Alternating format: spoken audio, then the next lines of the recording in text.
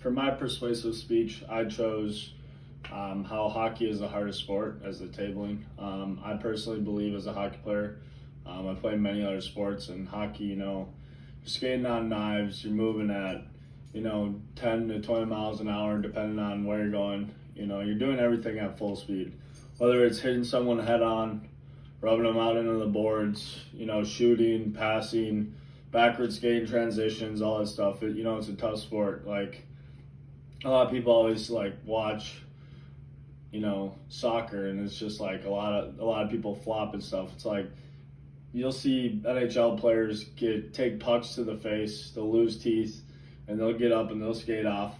The only time they're down and out is if they're like there's a genuine reason. They're not just laying there to draw a penalty.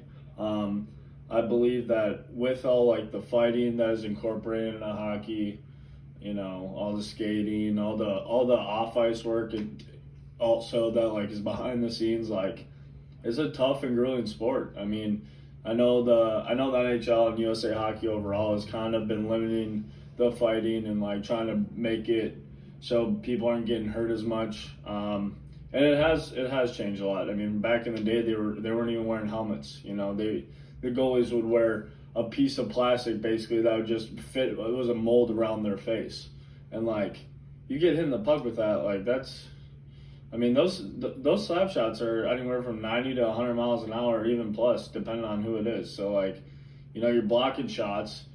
And imagine just getting hit in the face with those. I mean, you're not wearing a cage unless you're younger. I mean, when you're playing pros, you don't wear a cage. It's just visor or no visor if you're grandfathered in. They actually did a episode on Sports Science about the hardest hitting hit, and hockey is the hardest hitting hit over even football. I mean, they're both moving at a speed that you can't get to on feet really that quickly. So that just makes it even worse when you hit someone. It does not feel good at all. Trust me, I played hockey for 21 years. I played semi-pro, and it takes a toll on your body. That's why I stopped. My back was so messed up. I had sciatica.